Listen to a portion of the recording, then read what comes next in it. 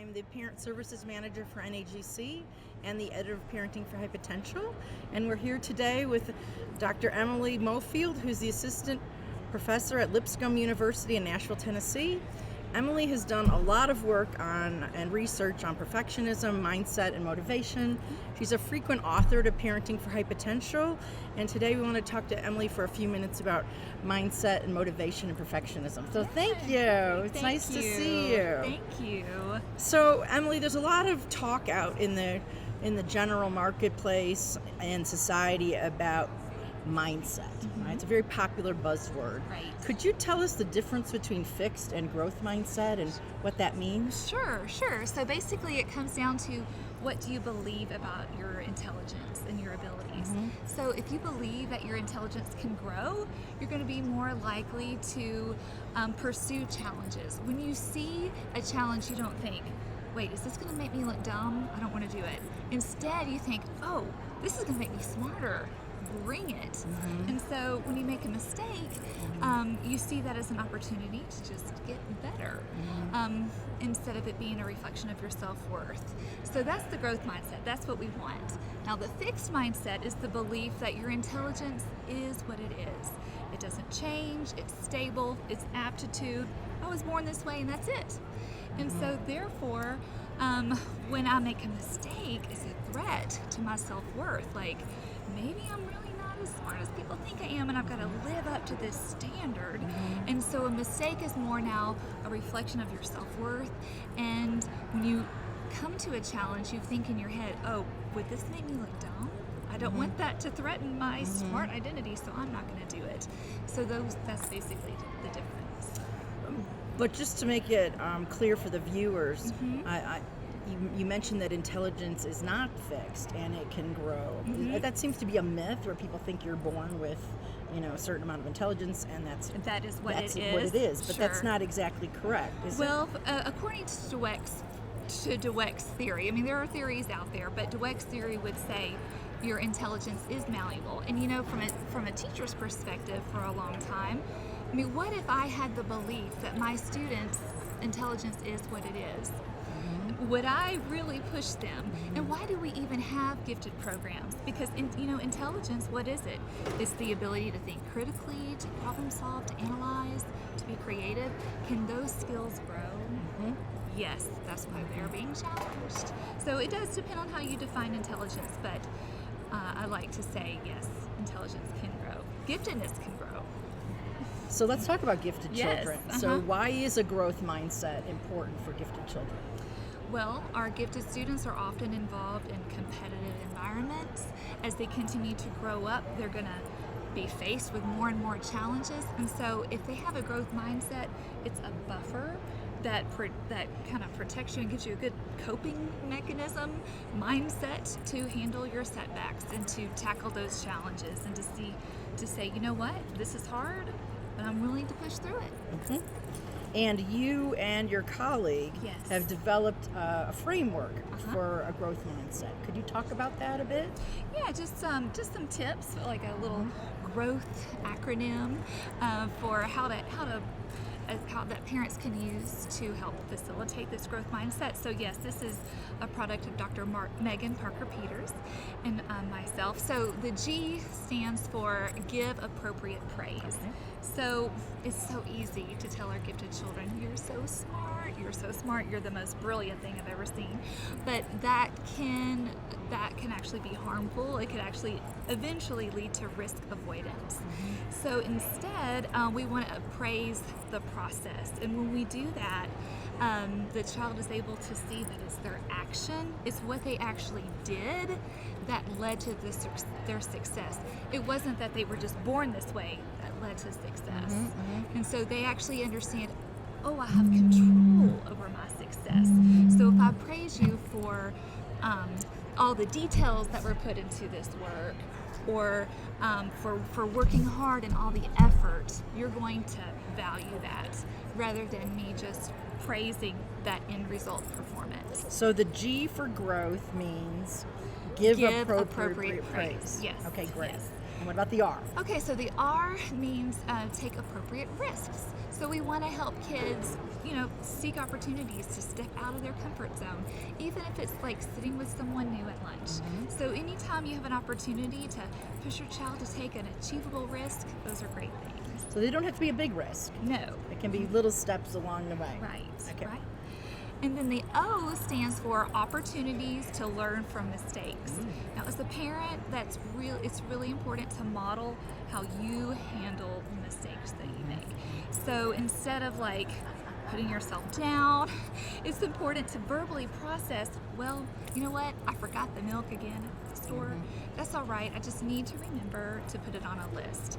And it seems kind of silly to say things like that out loud, but our children hear what we say and they need to hear us process it. If we just keep it in our heads, they don't ever learn how to process it that way. So just take an opportunity to model how you handle mistakes in an appropriate way. Well, and I think as a parent, we don't want to show that we're weak or that we make mistakes to our children. So why is that important, particularly for a gifted child, to see that? They've got to understand that it's part of life. This is what it means to be a human being. We are not perfect. And so all of us, teachers, parents, there's an element of being vulnerable here. And the more vulnerable and authentic and real we can be, we can see that being imperfect is all right. Great. So now we're on to the W. So the in W, growth. yeah, so watch what we say. We need to watch what we say about other really successful people. It's easy to say, oh, so-and-so, they're a lawyer and they're just so smart, and so-and-so is an engineer, they're so brilliant, without ever talking about all the hard work and all the school and all the studying, all the hard things that were involved. So we should watch what we say about other successful people, and then in how we provide praise, like I talked about before. And then the last one is H, and that's having a growth mindset yourself. So understanding this mindset mechanism, and that, do you model that there's some things that you don't necessarily know how to do, but you're gonna try it? So like, for example, I've always said, I'm not a gardener. I don't know how to garden, but I have a 6-year-old daughter, and I'm just trying to model, you know what, this is nothing I've ever done before, but we're going to try this out. Let's see what happens. We'll learn from our mistakes. So talk about, you've gone through GROW. Yes. What's the T? Okay, so the T is to teach mindset. So as I talked about earlier, I explained the difference between a fixed mindset and a growth mindset.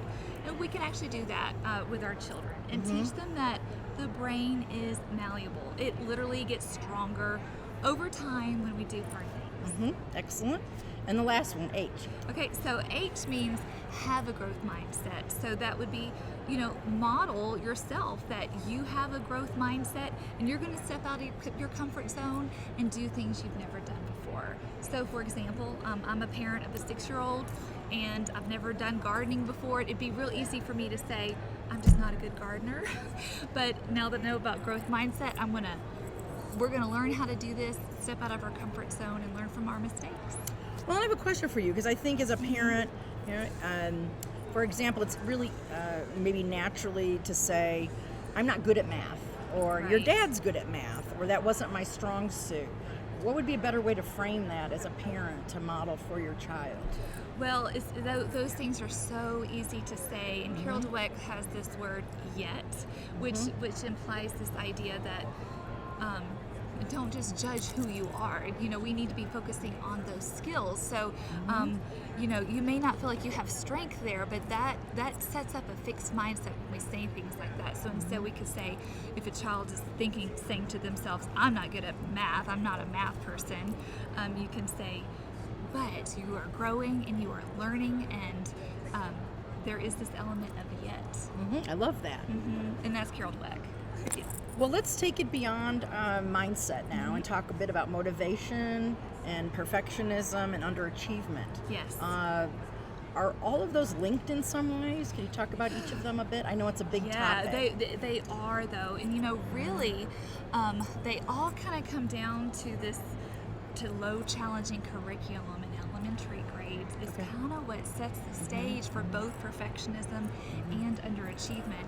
And both of those things are related because they're both about avoidance, avoiding discomfort in some way, avoiding shame. So I like to think about it as, okay, so a child's getting easy curriculum, they're skating through, they're being told, you're just so smart. They're doing things quickly and easily, and they're reinforced for that. And they actually like that. It builds some self-esteem. And then that self-esteem just plummets right when they have something hard. And so then they start thinking to themselves, then maybe I'm really not that smart. I don't want to take those risks. And so if I don't try it, then I won't fail. And so we see a lot. So that's how perfectionism and underachievement relate. It's because if I can't be perfect at it, I don't want to do it. So I'm not going to take that AP course. I don't want to risk getting a B. So you're saying it almost starts from when a student or a child has easy work that is not challenging to them. They master it and they feel that's tied to their identity. And so then when it becomes difficult, and for some students it might not even be till college if they aren't challenged, right? Exactly. So it's really important for educators and parents to make sure that their child has appropriate challenge from the earliest ages, correct? Yes, because we talk about all this mindset, providing this praise and everything, but you don't get an opportunity to really develop this until you encounter actual challenging things. So I believe challenging curriculum is a big key to help to teaching kids a growth mindset. And coming back to your growth acronym, the risk factor, the rest piece of it, where they get comfortable taking risks and making mistakes, which then increases their identity is not tied necessarily to performance. Exactly. Right. And now there are a few things I'd like to say though about growth mindset with giftedness and what makes it tricky. Wonderful. It's because gifted kids don't often have to give effort, so it's hard to praise effort when it's not there. True. So that's why we have to continue to advocate for those services, or let them do something, whether it's ballet or guitar or something new that they're just not going to be good at right away, so that they can learn effort. And then another thing, we're not really ever going to internalize a growth mindset with just positive praise and things, because unless we do more. So it's not like anybody wakes up in the morning and thinks, I can't wait to make a mistake today. I can't wait to feel shame and fear. And so a big component that I see in all of this is teaching them ways to enhance emotional intelligence, helping kids understand the emotions related to a growth mindset. Getting out of your comfort zone feels very uncomfortable. So it's almost like we have to teach kids the emotional coping mechanisms to deal with discomfort and to understand that it's a normal thing to feel fear in this moment, but we can actually work through it. And it doesn't have to be what stops us from moving on. And then one last question related to perfectionism. Yes. Because a lot of parents, I think, have noticed that their children exhibit perfectionist behaviors where they might not complete an assignment because they feel that it has to be absolutely correct, or they'll rewrite it over and over again because they feel their penmanship isn't right, or an A- to them is failure. Can you talk about some tips that parents can use at home in helping their children manage their perfectionism? Yeah, a lot of this has to do with being a child, even being self-aware of what's motivating that perfectionism. I mean, it's deeply rooted in something, it's deeply rooted in fear. And perfectionism is really like this shield for shame.